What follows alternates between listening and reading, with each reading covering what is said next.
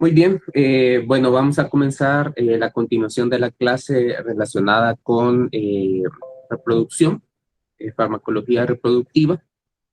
Bueno, en pocas palabras, el día de ayer vimos principalmente, bueno, repasemos, vimos lo que es el eje hipotálamo, hipófisis, gonadal, y vimos que había aproximadamente diferentes fármacos que inhibían las hormonas sexuales. Entonces, a la cabeza estaban los agonistas y antagonistas de la hormona estimulante de, de gonadotropinas, bueno, gonadotropinas relacionadas con el estímulo necesario para la producción de luteinizante y folículo estimulante. ¿Qué tiene que ver esto? Pues una concentración pulsátil, perdón, una concentración basal continua del estímulo de esta hormona o su antagonismo, pues inhibe de forma completa lo que es su excreción pulsátil. Luego vimos que habían las tres hormonas sexuales, las estrógenos, la progesterona y la testosterona podían también ser inhibidas. En el caso de los estrógenos había dos principales mecanismos. Uno era a través de la inhibición de la aromatasa, que era una enzima que estaba relacionada con la biotransformación de testosterona a estrógenos. De ahí los estrógenos también podrían tener moduladores selectivos de los receptores de estrógenos y que tenían diferentes funciones de forma específica, por ejemplo, el clomifeno para lo que es la fertilidad, el raloxifeno para huesos, por ejemplo, en el caso de osteoporosis. De ahí vimos el segundo grupo, que son las progesteronas, que estaba a la cabeza la mifepristona y el ulipristal, los cuales estaban relacionados con, en el caso de la mifepristona, con aborto médico, y en el caso del ulipristal con anticonceptivo, que hoy nuevamente lo vamos a repasar. Y en el caso de la testosterona, pues fármacos que inhiben la función de la testosterona, vimos lo que inhiben la 5-alfa reductasa, que son inhibidores de la reductasa que podía ser utilizado principalmente en el cáncer de próstata y en la hiperplasia prostática. Y de ahí los que inhibían o los que antagonizaban al receptor de forma específica, como la dihidrotestosterona, como la flutamina, bucalutamina, como tales. Y ahí también vimos que dentro de los fármacos estaban los análogos, que sencillamente son hormonas. En el caso de analizamos que había estrógenos principalmente para la sintomatología menopáusica, pero que si bien es cierto, podemos utilizar los estrógenos de forma particular, pero también los podemos utilizar con progestágenos, específicamente en mujeres que tienen útero para evitar los factores que están relacionados con la producción del cáncer uterino. Y de ahí vimos los andrógenos que están relacionados con el hipogonadismo, que se puede dar en inyección, también en parches y vía tópica. Y de ahí mencionamos también el uso ilícito de los andrógenos en deportistas de alto rendimiento.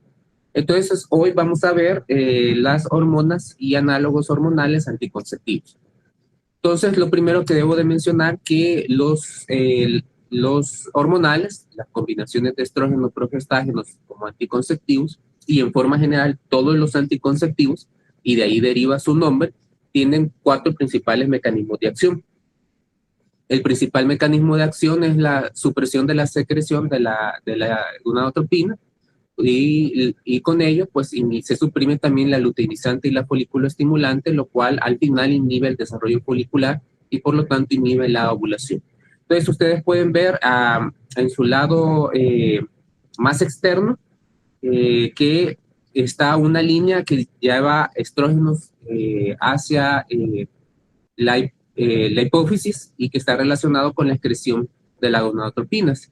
Entonces, si nosotros mantenemos una concentración estable de estrógenos y progestágenos, pues estamos evitando estas caídas en su concentración que suceden de forma fisiológica y por lo tanto se inhibe la excreción pulsátil de la hormona. Entonces, ese es el principal mecanismo. De ahí hay otros mecanismos que están relacionados con los efectos propios de las hormonas sexuales, como la alteración del peristaltismo tubárico, la receptividad del endometrio, pues cambia de un endometrio secretor, en el caso del uso de los estrógenos, y también tiene que ver con la secreción del moco cervical, porque ya sabemos que en el caso de la progesterona, por ejemplo, aumenta, no, perdón, el estrógeno, por ejemplo, aumenta la densidad del moco cervical. Estos mecanismos de los anticonceptivos con estrógenos y progestágenos tienen una efectividad del 95%. Entonces, cuando hablamos de esta combinación de estrógenos y progestágenos, el principales estrógenos que se utilizan es el etinilestradiol y mestranol.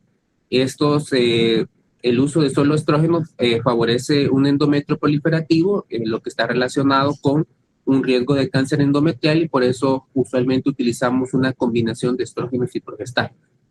Sí, entonces, con respecto a los progestágenos que pueden tener una reactividad cruzada con receptores de andrógenos, recuerden que por la aromatasa pueden ser biotransformados, que se pueden clasificar. Por ejemplo, el norgestrel y el levonorgestrel tienen una mayor actividad androgénica, mientras que la norintendrona y el acetato de norintendrona tienen la acción más baja con respecto al receptor androgénico.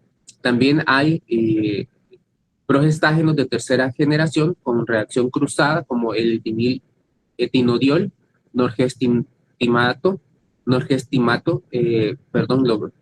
sí, lo repetí 2 veces, y desogestrel. Y, por ejemplo, la dropirenona, que tiene una reacción antiandrogénica. Entonces, siempre hay que destacar que el uso de progestágenos tendrá un efecto, aunque sea bajo, sobre los receptores androgénicos. Entonces, dentro de los anticonceptivos hormonales está el anillo vaginal, que es un cilindro de Silastic bueno, y que está empacado con etinilestradiol y un progestágeno, en este caso etonorgestrel. Estos tienen una cinética de orden 0, permanece generalmente en la vagina, en el fornix posterior, durante 21 días, o se busca eso.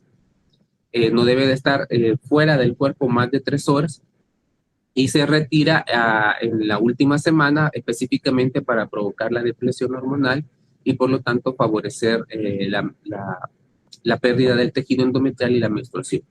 Entonces, también están los parches. Estos parches se tienen libera etinilestradiol y el progestágeno, norelgestromina. Se cambia los parches tienen un cambio cada semana, duran solo 7 días y se ponen 3 parches en el mes, y la cuarta semana pues se evita colocar el parche, y de ahí pues esa depresión hormonal pues está relacionada con la menstruación. De ahí los más utilizados son los anticonceptivos orales combinados. Se toman por 21 días y se tiene un receso también de 7 días, ya sea con placebo. Generalmente van acompañados estas últimas pastillas de hierro y ácido fólico. El progestágeno, pues como ya dijimos, inhibe el crecimiento endometrial, entonces esto favorece o evita que solamente al utilizar estrógenos estemos relacionados con el cáncer endometrial. Entonces, ¿qué es lo que provoca el uso de los progestágenos en los anticonceptivos orales combinados? Pues ciclos más breves y regulares. También hay regímenes de 42, 63 y 84 píldoras. Estos regímenes de mayor duración, que no son frecuentes, pues reducen que no los utilizamos con frecuencia, reducen la frecuencia del sangrado menstrual, pero aumenta la frecuencia de la hemorragia irregular o inesperada, o sea, las HUA o hemorragias uterinas anormales. Con respecto a los anticonceptivos orales combinados, pues las formulaciones orales combinadas incluyen esquemas hormonales, por ejemplo, monofásicos, bifásicos, trifásicos. Eso favorece, en el caso de los bifásicos y trifásicos, la disminución de los efectos adversos, pero en general utilizamos más los monofásicos. Ahora los monofásicos los utilizamos más porque tenemos microdosis. Estas microdosis, pues esperamos que generen menos efectos adversos. Entonces, Generalmente los monofásicos son los que se utilizan ahora, pero sí hay dispositivos orales combinados, trifásicos o bifásicos. La ventaja, por ejemplo, de los trifásicos, como había mencionado, es la disminución del consumo de hormonales en el mes. Bueno, y como había mencionado, la tendencia a la microdosis a través de los monofásicos. También los anticonceptivos orales combinados están relacionados con la disminución del cáncer endometrial. Recuerden que si solo utilizamos estrógenos, pues el estrógeno provoca un endometrio secretor y puede crecer desmedidamente, pero al utilizar progestágenos dentro del anticonceptivo oral combinado, pues favorecemos un endometrio proliferativo y eso pues disminuye ese riesgo. La dosis baja de fenilestradiol reduce el riesgo de flebotrombosis profunda, que está relacionado con un efecto adverso de los anticonceptivos, y rara vez se da como efecto adverso la flebotrombosis profunda y la embolia pulmonar. Son efectos raros, casi ausentes del uso de los anticonceptivos, más ahora que utilizamos microdosis. Pero hay un aumento de la colecistopatía, o sea, cálculos biliares, pero no el cáncer. Una advertencia del uso de los anticonceptivos, pues que no por esta parte del aumento de la hipercoagulabilidad, y es que no debería de darse los anticonceptivos a mujeres mayores de 35 años que fuman porque aumentan el riesgo de eventos cardiovasculares de tipo trombótico. También hay algunas contraindicaciones de los usos de los anticonceptivos hormonales. Hay relativas, por ejemplo, mujeres de 35 años y obesas y fumadoras con más de 15 cigarrillos, la hipertensión, la migraña, las alteraciones de la bilis, la hiperlipidemia y la cirugía con inmovilidad prolongada y la diabetes son contraindicaciones relativas. Mientras que las absolutas pues son antecedentes de tromboembolia, cáncer de mama o de endometrio, tumores y alteraciones hepáticas, embarazo conocido y la lactancia. Les he enviado, he subido a la plataforma los videos que están relacionados con la clasificación que utilizamos para ver si la paciente es candidata o no a los hormonales. Entonces, por favor, repasar porque de ahí vendrán algunas preguntas, pero no me voy a extender en la consideración sobre los criterios de elegibilidad de cada uno de los métodos. Mi recomendación es que bajen lo que es el disco y repasen de forma específica cuáles son los criterios principalmente en los hormonales. Entonces, luego de los anticonceptivos orales, que ya vimos el parche, el anillo y los anticonceptivos orales, pues también hay otros anticonceptivos que no tienen estrógenos, porque realmente con solo el uso del progestágeno, pues podemos lograr esa inhibición. Algunos, por ejemplo, tenemos anticonceptivos que contienen solo progestágenos. Estos que voy a hablar yo son los que son la micropastilla, son orales y contienen norintendrona y desogestrel. La eficacia de los que contienen solo progestágenos es alrededor del 96 al 98%.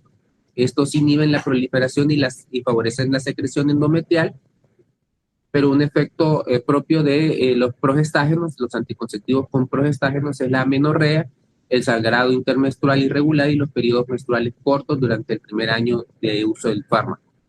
También de los progestágenos, además del oral, también hay inyectables, implantes con duración de hasta 3 años. Por ejemplo, en el anticonceptivo oral de solo progestágenos, un cuidado que debemos de tener es que la paciente debe de tomarse el medicamento siempre a la misma hora todos los días, porque si hay una falla, si hay una desviación de la hora en la cual se debe de tomar, pues ya podemos decir, digamos que le tocaba a las 8 y se lo tomó a las 10 de la mañana, pues ahí puede haber una falla del método, porque la caída de la concentración del progestágeno puede provocar la caída de la caída de la luteinizante o el pico de la luteinizante y su caída luego, y eso favorecer lo que es la ovulación. Entonces, sí es como decirle una inconveniencia del uso de los progestágenos orales. Los inyectables y los implantes pues no tienen ese mismo efecto, Ahora debo de repasar algunas circunstancias muy importantes relacionadas con los anticonceptivos. Por ejemplo, cuando yo me olvido de una dosis en los anticonceptivos orales combinados, puedo tener un margen de seguridad de aproximadamente 3 días. Ya dije que en el anticonceptivo oral solo de progestágeno el margen es de minutos o horas. No debemos de pasar de la hora de la toma. En el caso de los implantes y los inyectables, pues dependerá del inyectable. El inyectable de 2 meses y 3 meses de solo progestágeno, pues el inyectable de 2 meses pues tiene una seguridad aproximada de una semana y el de 3 meses aproximadamente de 15 días. Digamos que la paciente le tocaba, como ejemplo, ponerse el inyectable el 1 de junio y ahora es 9 de junio, entonces todavía tenemos un margen de seguridad con respecto al efecto del medicamento y podemos colocárselo hasta ahora. Pero si llegara el 16, pues sí, porque aquí tenemos, si llega después del mes ya no tiene efectividad el anticonceptivo en el caso de los inyectables trimestrales y bimensuales. En el caso del mensual, el mensual es generalmente anticonceptivo combinado. Trae estrógenos y progestágenos y también hablamos de un margen de seguridad de una semana. Pero el bimensual es también de una semana y el trimestral es hasta 15 días. Pero digamos que la paciente llegó el día 16, pues no le vamos a negar el anticonceptivo porque es una ganancia, pero sí le vamos a recomendar que en los próximos 7 a 10 días utilice doble protección. O sea que hay diferentes estrategias para no perder la oportunidad de que una paciente utilice el método anticonceptivo. Y una es que a pesar de que la paciente venga fuera de la fecha, pues utilice doble protección. O podríamos hacerle para verificar y ella ha tenido relaciones sexocoitales, pues hacerle una prueba de embarazo o darle métodos de barrera mientras comprobamos el embarazo. Son diferentes estrategias, pero no dejarla ir sin ningún método o sin ninguna intervención porque es una oportunidad perdida. Ahora hablemos de la anticoncepción de emergencia, también conocida como anticoncepción postcoital. Se refiere al uso de fármacos o dispositivos como medida de emergencia para prevenir la ocurrencia de un embarazo, que esta se puede utilizar los días siguientes posterior a una relación sexocoital sin protección. La píldora anticonceptiva solo debe de utilizarse como método de emergencia y no debe de utilizarse de forma regular. Generalmente los pacientes, las pacientes la han utilizado como método regular. Yo he visto, la que he visto más es que la ha utilizado 3 veces en el mes, y si una paciente está utilizando de forma tan frecuente el método de emergencia, pues lo más sano es recomendable que utilice un método de mayor duración. También es importante, y no tenemos documentado científicamente hasta ahorita, el efecto de la utilización de este método de forma indiscriminada. Todavía está dentro de una ciencia negra específicamente porque no sabemos el efecto a largo plazo que podría tener el uso de estos hormonales en altas concentraciones. Pero hay que dejar claro que la anticoncepción de emergencia es eso, una emergencia, y que no se puede utilizar de forma irregular. Entonces, ¿cuáles son los regímenes que tenemos? Tenemos levonorgestrel, o sea, un progestágeno, 1.5 miligramos. También podría venir de 0.75, o sea, 2 pastillas, o una sola. También tenemos los anticonceptivos orales combinados, lo que se conoce como el YUSPE. Lo que buscamos es conseguir la concentración de 100 microgramos de etinilestradiol. Generalmente, los anticonceptivos orales combinados traen, si no me equivoco, 30 microgramos de etinilestradiol. Eso significa que para conseguir dar los 100 microgramos de etinilestradiol, tenemos que dar 4 pastillas. Entonces, los anticonceptivos orales a través del método YUSPE son 4 pastillas de anticonceptivos orales. De ahí tenemos el acetato de ulipristal, que ya vimos que es un modulador selectivo de los receptores de progesterona, que es también una sola pastilla. Y por último, la inserción de los dispositivos intrauterinos liberadores de cobre, que también es un método de anticoncepción de emergencia. Entonces, ¿cuál es el mecanismo de acción de los métodos anticonceptivos de emergencia? Pues sencillamente impedir la ovulación. No es la teoría relacionada con los grupos más conservadores, de que es un abortivo no es cierto. Al final el método tiene el mismo efecto, evitar que se produzca la ovulación. ¿Cómo evita la ovulación? Pues sencillamente generando una alta concentración de progestágenos que evita que se dé la caída de la luteinizante y por lo tanto se evita la ovulación. Y ejemplo de eso es que, ¿qué pasa si, por ejemplo, la paciente ya ovuló? Pues existe una posibilidad de que quede embarazada. Estos regímenes no evitan la implantación del huevo fecundado, o sea, siempre va a haber esa posibilidad, y se han postulado otros mecanismos como el espaciamiento del moco cervical que causa retención de los espermatozoides en el cuello uterino, la alteración en el transporte de los espermatozoides o del óvulo en las trompas, y en el caso del dispositivo intrauterino liberador de cobre, afecta la capacidad de los espermatozoides y aumenta la fagocitosis en la cavidad uterina donde se coloca. Recuerden que el dispositivo intrauterino produce bueno, lo voy a expresar en mis palabras porque no hallo ahora la palabra científica, una infección aséptica. O sea, un proceso inmunológico aséptico sin bacterias que provoca este efecto. Entonces, ¿cuál es la eficacia de las píldoras anticonceptivas de emergencia? Si tenemos 100 mujeres que han tenido relaciones sexocoitales, sabemos que de esas 100 mujeres, 8 van a quedar embarazadas. Si utilizamos el ulipristal, pues sabemos que de esas 8, una podrá quedar embarazada, menos de una que podrá quedar embarazada. Si utilizamos el progestágeno, solo el progestágeno, pues sabemos que la posibilidad de que quede embarazada es una de esas 8. Y si utilizamos la combinación de estrógenos y progestágenos, o sea, el método Yuste, sabemos que que pueden quedar embarazadas 2 mujeres. Entonces, definitivamente los métodos anticonceptivos de emergencia no van a evitar completamente el embarazo, y el ejemplo de esto es que estos métodos siempre va a haber la posibilidad de que una paciente, a pesar de utilizar de forma adecuada el método, pueda quedar embarazada.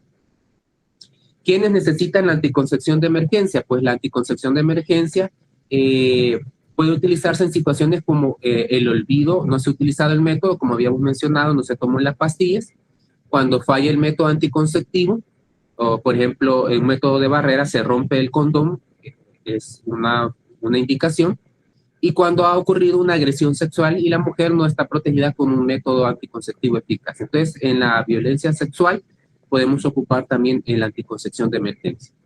Entonces, la falla del método anticonceptivo o uso incorrecto está relacionado, por ejemplo, con que el condón se rompió, se deslizó o se colocó de manera incorrecta. La mujer ha olvidado tomar 3 o más píldoras anticonceptivas orales combinadas. Ha habido un retraso de más de 2 semanas en la administración de la inyección anticonceptiva mensual o trimestral. Ha habido un retraso de más de 7 días en la administración de la inyección mensual. Entonces, estas son las fallas del método en la utilización del mismo. Entonces, ¿cuándo debe de tomarse las píldoras anticonceptivas? Pues en los primeros 5 días. Hay que aclarar que la efectividad del método es superior al 80% en los primeros 3 días. Y en el día 4 y 5 cae hasta un 63%. Entonces, debemos de buscar siempre los primeros 3 días, pero la falla del método, o sea, esa mujer embarazada que puede quedar embarazada, está relacionado en el día, principalmente en los días 4 y 5, donde ya existen mayores posibilidades de que se haya producido la ovulación. Entonces, las mujeres, por ejemplo, no deberían dejar de usar la pastilla anticonceptiva por suponer que una relación sexual específica ocurrió en un día no fértil. Siempre se debe de utilizar. ¿Cuáles son las dosis con respecto al régimen oral de anticoncepción de emergencia? Por ejemplo, si utilizamos Neoginom, son 2 tabletas cada 12 horas, en total 4, porque miren cuánto trae de etinilestradiol, trae 50 microgramos. Lo que hay en las unidades de salud es el Lofemenal y el Microginom. Perdón, era Neoginom arriba, aquí es Microginom. El Lofemenal y el Microginom traen 30 microgramos de etinilestradiol, entonces se necesita 4 tabletas. Entonces se van a tomar 4 tabletas ahorita y 4 tabletas en 12 horas, en total 8 horas. Si utilizamos el Vermages, que es la marca comercial del levonorgestrel, vamos a utilizar una sola tableta o perdón, una cada 12 horas. También el Vermajet viene con una dosis, y si es una dosis, pues se utiliza completamente la dosis. Y el acetato de ulipristal o EAWAM se va a utilizar una sola dosis. Si ustedes ven, aquí es oral. Vemos que la compañía que comercializa Vermajet también los comercializa de forma inyectada, pero la dificultad de la forma inyectada es que puede depositarse, y al depositarse pues no genera la concentración de anticonceptivo que necesitamos en sangre. Por lo tanto, la única que ha demostrado efectividad para la anticoncepción de emergencia es la vía oral. Otras vías no están recomendadas para su uso. Entonces, por favor, tomarlo en cuenta. ¿Cuál es la seguridad de la píldora anticonceptiva de emergencia? Pues son muy seguras. No hay una relación causal entre ninguna muerte o complicaciones severas y el uso de un régimen particular. Y en el caso de la anticoncepción de emergencia, pues no hay riesgo tromboembólico porque es una dosis alta, pero que solo sucede una vez. Entonces, el riesgo de trombosis, de embarazo ectópico, porque también ese es un riesgo con el uso de los anticonceptivos, porque están disminuyendo el peristaltismo tubárico, no se sucede. Tampoco no hay un riesgo metabólico, ni de cáncer, ni la fertilidad futura, y se recupera la fertilidad. No existe una dosis límite, eso sí, pero esta última frase relacionada al número de dosis que se puedan utilizar, por ejemplo, en el mes. Entonces, ¿cuáles son los efectos de la pastilla anticonceptiva con levonorgestrel? Pues principalmente náuseas, vómito, mareo y fatiga. También puede haber dolor de cabeza, dolor abdominal y sensibilidad mamaria. Estos síntomas no duran más de 24 horas. También puede haber un sangramiento vaginal un poco mayor a la regla, pero la paciente puede sangrar de 3 a 5 días posterior cuando evacúa el producto. Perdón, estoy en anticonceptivo de emergencia, perdón, pensé en el misoprostol, pero sí, de 3 puede sangrar aproximadamente 3 días máximo, pero luego cesa de forma específica, pero no hay mayores riesgos. Y el tratamiento es sintomático. Si tiene náuseas y vómitos, pues le vamos a dar un antihistamínico para evitar ello. Si tienen mareos, pues también. Y para el dolor, pues analgésicos. Entonces, aquí está, con respecto al ulipristal, en general, tiene menos efectos adversos que las píldoras combinadas de anticoncepción de emergencia.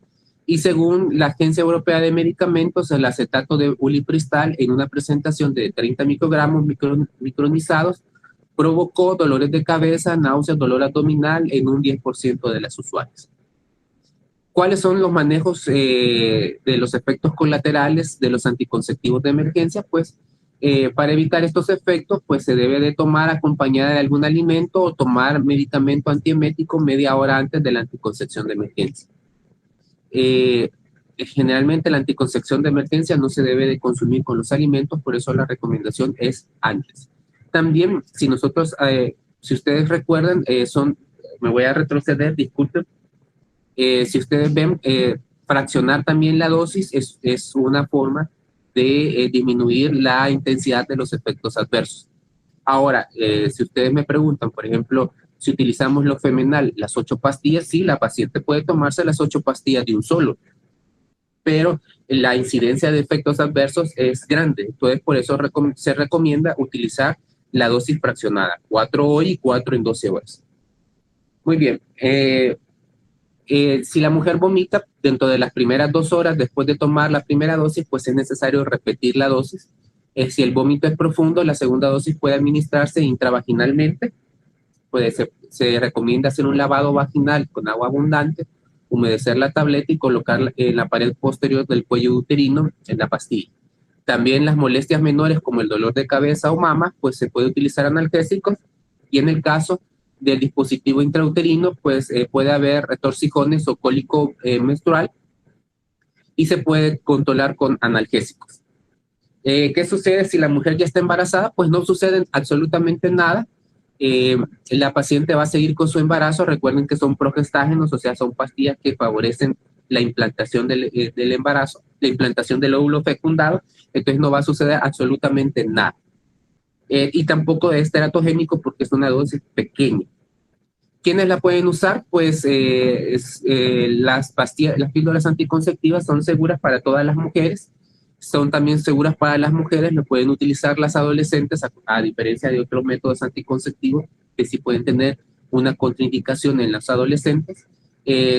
La mujer que no brinda lactancia materna exclusiva, en los 6 meses posterior al parto, pueden estar pueden estar en riesgo de embarazo, lo pueden ocupar.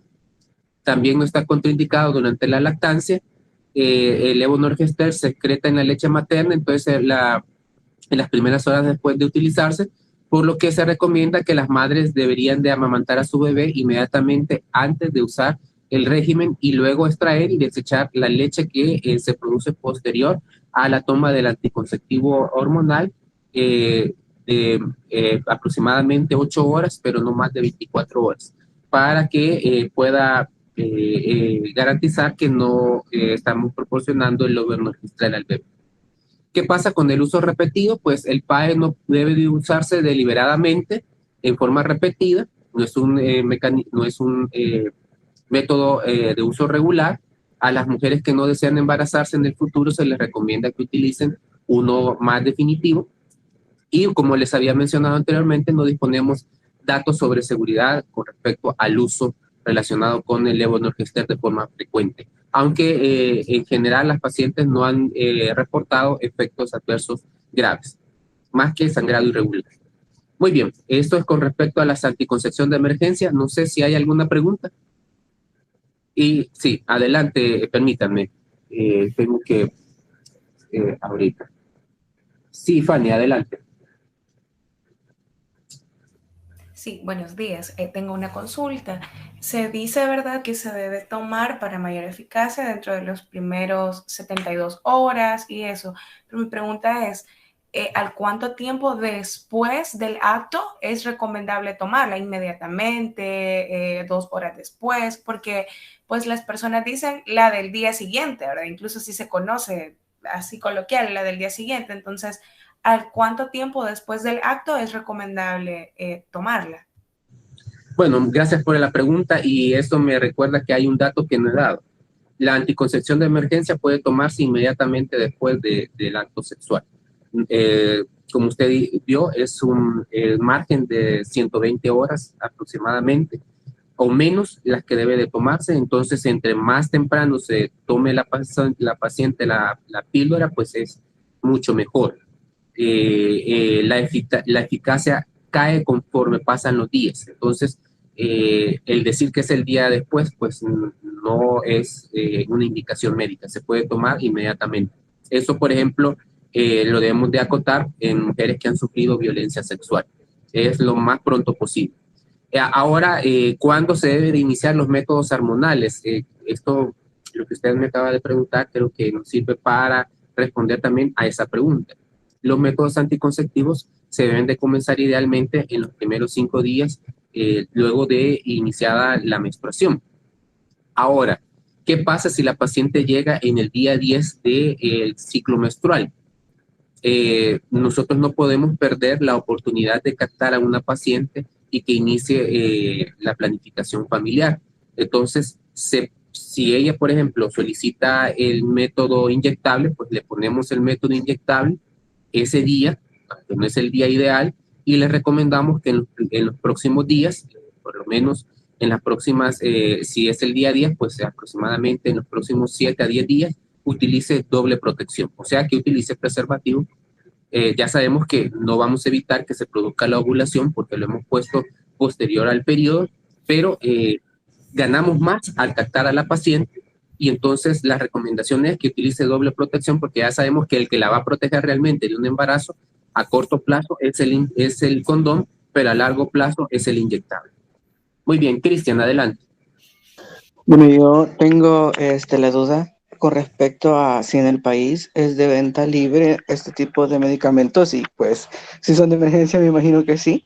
Y también tenía la duda acerca de si habría algún problema si la persona está ingiriendo medicamentos anticonceptivos de manera regular por pues algún problema de alguna hemorragia, ¿verdad? Menstrual o porque simplemente quiere tener ese control y decide utilizar alguno de estos métodos de emergencia. Sí, en concreto sí son de venta libre, no hay una restricción al respecto. También las unidades de salud deberían de tener métodos, quizás la píldora de emergencia no tiene, solo los hospitales, pero sí es de venta libre, creo que vale como 10, $12 las pastillas eh, en las farmacias. Y si la paciente está utilizando un método anticonceptivo de forma regular, digamos porque tiene ovario poliquístico, pues lo lógico es que se está inhibiendo la ovulación y no va a necesitar la anticoncepción de emergencia. Cristina, adelante. Disculpe, y en el caso, vaya, en esta pastilla se supone que es segura para las adolescentes, ¿verdad? Que es lo más común acá en El Salvador. Pero en el caso de que esta adolescente de 15 años, pongamos, quiera establecer un método de planificación familiar, ¿cuál sería el más recomendable por la edad que ella tiene? Cualquier método, cualquier método podría utilizarse, quizás el único que no está recomendable o que se debería de evaluar es el dispositivo intrauterino, debido a que posiblemente el tamaño de la cavidad uterina sea menor a 8 centímetros. Entonces, lo que hacemos nosotros es que hacemos una histerometría, medimos la cavidad uterina, y si la cavidad uterina tiene más de 6 centímetros, podemos colocar el dispositivo intrauterino. Y eso también, Cristina, me ha llevado a mencionarle de que también tenemos, y quizás no lo he mencionado en la clase, y las disculpas del caso, dispositivos intrauterinos con levonorgestrel. La Mirena es uno de ellos. Entonces, creado para la endometriosis de forma específica, pero también es otro método anticonceptivo con levonorgestrel. Sí, Tomás. Sí, doctor, quería hacer una pregunta acerca de dos mitos de los métodos anticonceptivos.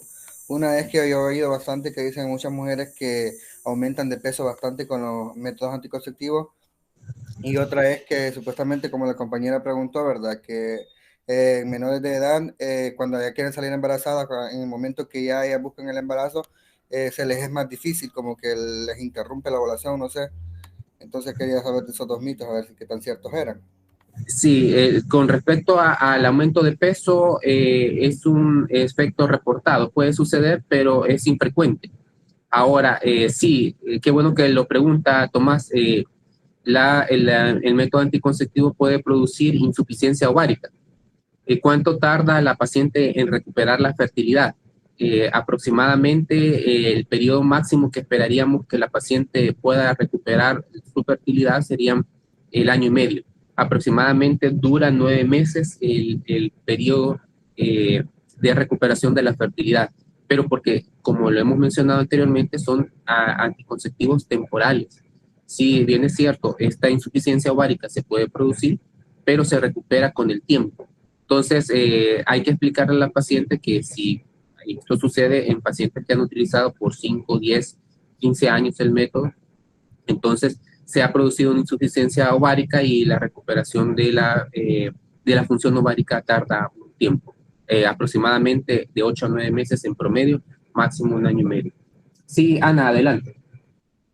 Tenía una pregunta, doctor, con respecto a si hay una paciente que lleva su régimen de anticonceptivos a largo plazo y lo lleva, digamos que perfecto, pero a la hora de tener el acto hay un accidente. Ella dice, por si acaso me voy a tomar una pastilla al día siguiente, ¿qué efectos podría tener esa paciente? Bueno, si se utiliza hormonales, va a tener los efectos adversos del uso de los hormonales. Dolor de cabeza, náuseas, eso es lo que le va a producir.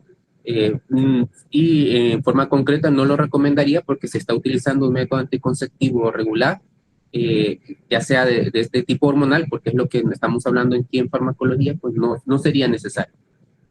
Moisés. Sí, yo me quedaba la duda de cuál es específicamente el mecanismo de acción del implante en los ejes hormonales.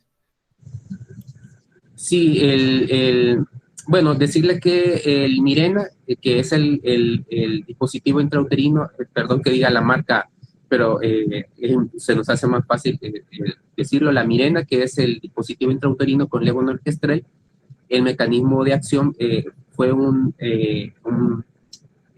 digamos, un dispositivo creado específicamente para las hemorragias uterinas anormales, para que hiciera su efecto el levonorgestrel y provocara una disminución del crecimiento desmedido del endometrio a nivel local y se evitara los efectos adversos, pero también se vio que el levonorgestrel tenía efectos sistémicos a través de la inhibición de la ovulación y el efecto propio del dispositivo intrauterino para producir lo que conocemos como la infección aséptica, que evita la migración de los espermatozoides a las trompas de falopio, principalmente al istmo, que es donde se produce la fecundación. Entonces, entonces el mecanismo del Mirena es específicamente dos mecanismos, el mecanismo mecánico del dispositivo intrauterino y el mecanismo hormonal también que provoca la presencia del levonorgestrel a nivel del endometrio, que también está relacionado con un endometrio inhóspito, un endometrio poco receptivo y que desfavorece la migración del espermatozoide. Muy bien. Gracias a esas preguntas nos ha ayudado a repasar algunas cosas que se me habían pasado mencionar. Y ahora sí, a los fármacos. Ya llevo un poco de atraso, pero creo que salimos. Farmacología uterina, los oxitóxicos y los espasmolíticos uterinos. Entonces, los fármacos solo son 5. Eso nos da el consuelo que vamos a salir rápido.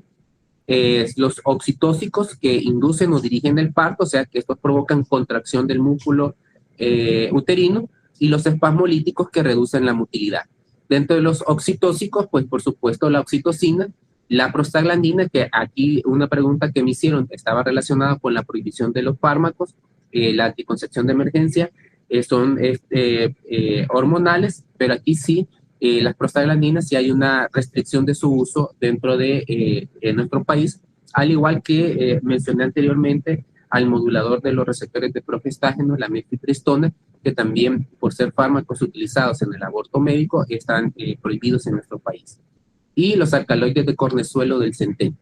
De ahí los espasmolíticos, o sea que relajan el útero, y esto lo utilizamos principalmente en el parto prematuro, donde queremos evitar que la mujer continúe su trabajo de parto. Está a la cabeza los estimulantes beta-adrenérgicos y los antagonistas de receptores de oxitocina. Vamos a pasar a hablar de la oxitocina. La oxitocina como hormona es un nonapéptido que actúa sobre los receptores específicos del útero y de la glándula mamaria. Ya sabemos que la oxitocina en la glándula mamaria hay dos principales hormonas que actúan, la prolactina, que favorece la formación de leche, y en el caso de la oxitocina, que favorece la contracción de los acinos para la expulsión de la leche. La oxitocina generalmente en la madre posparto se produce o está relacionada con estímulos ya sea del llanto del bebé, táctiles, que favorecen la excreción de la leche. Durante el parto, pues la oxitocina está relacionada con la contracción uterina y aumenta su sensibilidad conforme aumenta las semanas del embarazo. Entonces, los receptores de la oxitocina son de naturaleza proteica y están localizados generalmente en la membrana plasmática y aumentan conforme aumentan las semanas de gestación. La inducción es dependiente de la dosis, o sea que a mayor dosis, pues mayor contracción uterina vamos a provocar. Las dosis altas pueden producir hipertonía uterina y su efecto es dependiente de la cantidad de calcio presente. ¿Qué hace la oxitocina? Pues facilita la lactación mediante la contracción de fibras mioepiteliales en los acinos mamarios, en el caso de la glándula mamaria, y en el útero ya describí el efecto. La oxitocina, su uso es exclusivamente endovenoso y se desactiva de forma rápida por las oxitocinasas. Por eso el efecto de la oxitocina es de 1 a 2 minutos. Y su utilización generalmente es en un goteo continuo. El uso intramuscular, porque también lo utilizamos intramuscularmente la oxitocina, es para el tratamiento de hemorragias. Por ejemplo, ya sabemos que las mujeres durante el trabajo de parto o el embarazo mueren de 3 principales causas. Una es la hipertensión inducida en el embarazo, las otras son las infecciones y la tercera es las hemorragias. Entonces, para evitar la hemorragia, tenemos una estrategia que se llama el manejo activo del tercer periodo, que es el periodo que sucede el alumbramiento de la placenta. Entonces, ¿qué significa esto? Que colocamos de manera activa, además de la tracción del cordón umbilical, también la mujer que se presiona los pezones para aumentar la producción de oxitocina, también ponemos oxitocina intramuscular como manejo activo para evitar las hemorragias que puedan suceder por parto. Y no debe de ocuparse con otros oxitóxicos, o sea, con prostaglandinas, porque entonces podríamos producir una hipertonía grave del útero. Las prostaglandinas, tenemos dos, principalmente la dinoprostona y el más conocido, el misoprostol o Cytotec, que es prostaglandina 1, que en el caso, a diferencia de la oxitocina, la prostaglandina no se ve alterada con el embarazo. En cualquier semana de gestación tiene su efecto. La prostaglandina tiene dos efectos principales, la contracción del útero y el reblandecimiento del cuello uterino. Ambos procesos, el reblandecimiento del cuello uterino y la contracción del útero, pues permite la expulsión del producto. Lo utilizamos generalmente, y aquí tengo que agregar un término, que es la inducción y la conducción. La oxitocina la utilizamos para conducir el trabajo de parto. Si bien puede inducir el trabajo de parto, pero con mayor dificultad. Y para inducir el trabajo de parto, pues utilizamos generalmente la prostaglandina, el Cytotec. El procedimiento no es invasivo y el riesgo de complicaciones es mínimo. Y las prostaglandinas, el misoprostol o Cytotec, es el método más utilizado a nivel mundial para producir lo que es el aborto médico, en países donde el aborto es legal. Por ejemplo, en la Ciudad de México, primero, pues, le dan a la paciente el misoprostol para que ella se vaya tranquilamente a su casa y tenga la expulsión del producto. Esto cambia mucho con respecto al uso activo a procedimientos más invasivos como el legrado, que el legrado es sencillamente meter una cureta, que es como una cuchara, y raspar la parte interna del endometrio. Este era un método muy invasivo que puede dejar cicatrices.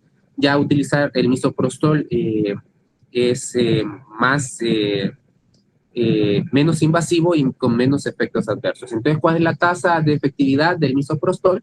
Es de 84 a 87% entre las semanas 9 y 13, y cuando se tiene menos de 8 semanas, pues la eficacia del método es del 92%, y si se combina con mifepristona, pues la efectividad del método es superior al 95-96%. Entonces, ¿qué le decimos a las pacientes que quieren tener un aborto? Pues solo le damos el misoprostol, que viene de 200 microgramos. Se tiene que tomar 4 pastillas hoy y 4 en 3 horas, y la paciente en las primeras 24 a 48 horas empieza un sangrado un poco mayor a la regla, con sintomatologías como dolor mamario, fiebre o dolor tipo menstrual, y con una efectividad del 92% antes de las 8 semanas, pues expulsa el producto. Es la metodología para el aborto legal más utilizada, que evita procedimientos invasivos o quirúrgicos como el legrado, y que posiblemente nuestra población es la que más utilice, porque decir que las mujeres no realizan aborto, pues es engañarnos. Si bien es cierto, es prohibido, pero el aborto siempre va a ser una situación que va a necesitar a algunas mujeres, y siempre va a formar parte de la historia de las mujeres, a pesar de que existan leyes restrictivas a ello. De ahí tenemos a los alcaloides de cornezuelo del centeno, que es principalmente la metilergometrina. El mecanismo no está muy totalmente claro, pero se habla que es agonista parcial de receptores rotonínicos, provoca contracciones uterinas, se utiliza en el posparto inmediato para producir contracciones tónicas y prevenir las hemorragias uterinas después del desprendimiento de placenta, y es especialmente su utilidad. Después nunca se debe utilizar antes del alumbramiento, porque podría impedir el alumbramiento, y cuando la paciente alumbra y tiene una hemorragia postparto, entonces ahí lo podemos utilizar. De ahí tenemos dos fármacos de forma específica que son beta bloqueantes, la ritodrina, que es el único fármaco beta 2 adrenérgico aprobado, pero yo les quiero decir que aquí en el país utilizamos una gama de fármacos beta 2 adrenérgicos, a la cabeza del fenoterol, de uso endovenoso, porque la ritodrina tiene un costo muy elevado, pero utilizamos cualquier fármaco beta 2 agonista para evitar la contracción uterina como tal. Entonces, esto produce un aumento del AMP cíclico, lo que disminuye la actividad eléctrica y la despolarización.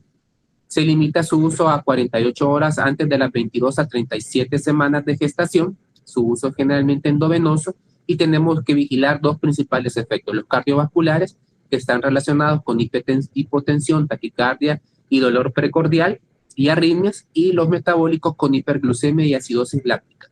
Yo les quiero decir que la taquicardia fetal y la taquicardia materna la debemos de vigilar, porque si la paciente tiene una taquicardia, podemos decir que y una hipotensión, podemos decir que el feto puede entrar en insuficiencia, se me ha olvidado, el niño puede sufrirse, o sea que no le llega el suficiente oxígeno, y entonces esa es una emergencia obstétrica, porque hay que sacar ese producto.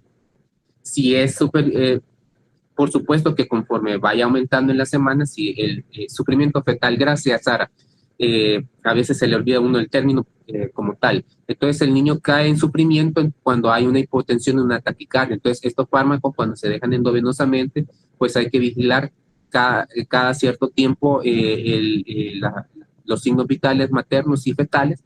Y si el niño cae en sufrimiento fetal, pues ¿qué nos dice que cae el sufrimiento fetal? Pues una taquicardia. El niño ya tiene frecuencia cardíaca de 180, 190, entonces ya decimos, no, está en un sufrimiento fetal y necesitamos bajarle la dosis o suspender el medicamento. El feto recién nacido puede tener taquicardia o hipotensión, así como hipoglicemia transitoria, y también niveles altos de insulina en el postparto. El único aprobado por la FDA es la ritodrina, pero en nuestros países, pues, con los costos utilizamos cualquier otro fármaco. Inclusive antes, cuando una paciente tenía riesgo de aborto, le dejaban salbutamol. Se vio que la eficacia del fármaco era poca, porque tenía más utilidad al final del embarazo, y además una tendencia al aborto pues no se debe de impedir, porque el cuerpo reacciona quizás a una cromatopatía de esa forma. Entonces se dejó de indicar, y ahora solo se utiliza en las semanas 22 a 37. Recuerden que toda pérdida de producto abajo de las 22 semanas se conoce como aborto, y arriba de las 22 semanas o antes de las 37, pues es un parto prematuro. Muy bien, entonces los antagonistas de receptores de oxitocina, el atosiban, es un antagonista, además de vasopresina, además de oxitocina, inhibe las contracciones uterinas inducidas por oxitocina, por lo que se ha autorizado su empleo en la prevención y tratamiento del parto prematuro. Tiene la misma vía que la ritodrina, pero menor incidencia de reacciones adversas cardiovasculares y metabólicas, y los efectos adversos del atosiban son los trastornos generales, las náuseas, casos aislados de hemorragias o atonía uterina, que es lo más grave, porque cuando estamos con una atonía uterina, pues es una intervención médica de emergencia para evitar que se produzca una hemorragia uterina, que es lo que está relacionado a la atonía, y hiponatremia. Muy bien, estos son la clase ya está subida en la plataforma, y abro los micrófonos para cualquier duda que ustedes puedan tener con respecto al contenido. Adelante. Sí, Fanny. Yo tengo una consulta, pero no está dentro de lo que usted nos dio ahorita. Es acerca de la T de cobre. ¿Cuál es el mecanismo de acción de la T de cobre? O sea, ¿por qué es un anticonceptivo? Produce una infección aséptica, o sea que genera un medio inhóspito para la migración del espermatozoide. ¿Y esto no puede darnos otro tipo de patología. O sea, entiendo, ¿verdad?, que si es una infección, como usted nos lo está planteando, no puede darnos otro problema. No, para nada. Eso sí, Fanny, por ejemplo, si la paciente ha tenido una EPI, una enfermedad pélvica inflamatoria, está contraindicado el fármaco porque sí está relacionado con complicaciones. Entonces, pero no, para nada. Y la eh, y no es un espermicida, es otro mecanismo de acción. Ana. Sí, bueno, espero haber respondido. Maciel, adelante. Yo tenía una consulta en caso de un aborto, porque yo conocí a una persona que, bueno, pues siempre por los mismos tabú, ¿verdad? Pues supuestamente no le llevaron a la clínica, o sea, no tuvo un seguimiento médico, pero sí hicieron como un legrado, pero creo que no se lo hicieron bien, porque se supone que fue una clínica, pues, em, no autorizada, porque sabemos que el aborto no está autorizado aquí. Entonces, ¿qué complicaciones puede tener una persona aparte de hemorragia? Porque esa niña tuvo demasiada hemorragia, de, o sea, de un aborto fallido. Bueno, hay diferentes tipos de aborto. Aquí quizás estaríamos hablando de que si el procedimiento se hace, o sea, un aborto inseguro, pues las principales complicaciones es una pelviperitonitis, debido a la asexia de los instrumentos con los cuales se utilizan. Darling, adelante. Sí, yo tenía una pregunta con respecto, casi con lo mismo del aborto. Como sabemos que no es legal, ¿verdad? Entonces, como usted decía, aunque no es legal, muchas personas optan por el misoprostol. Entonces, en ese caso, si agravaran los síntomas y tocara ir a emergencias, ¿hay alguna forma de que esa persona pues llegara o los médicos se dieran cuenta que ha ingerido esto y que tenga problemas legales? Ninguno. O sea, Ok. ¿cómo, a menos que le mandemos niveles en sangre de misoprostol, pero esa prueba no existe? Eh, lo que no he mencionado es que el misoprostol se puede utilizar por vía oral o vía vaginal. Si la paciente, por ejemplo, utiliza el misoprostol por vía vaginal, que es más potente, su efecto, su eficacia, entonces si encuentran la pastilla, obviamente ahí es más fácil el poder detectarlo. Pero si la paciente se lo tomó, es imposible. Es la palabra del médico contra la palabra del paciente. Yo diría que lo que usted menciona son más los prejuicios y la moral del personal de salud quien juzga a las pacientes en estas condiciones. Cuando yo, quizás un minuto nomás, y ahí cuando una mujer decide abortar, hay una condición social propia que la ha llevado a esa decisión. No es algo que ella dijo, ay, hoy me levanto y voy a abortar porque no quiero tener este hijo. No, hay condiciones sociales que debemos de tomar en cuenta. Y hay que respetar las decisiones de las pacientes cuando toman esa decisión, porque para tomar esa decisión ha sido muy pesado. Entonces, es una decisión personal. En el caso mío, mi decisión, como colega, como médico, perdón, es respetar la decisión de las mujeres. Muy bien. Gracias. Bueno, voy a parar la grabación. Creo que no la había parado. Muy bien.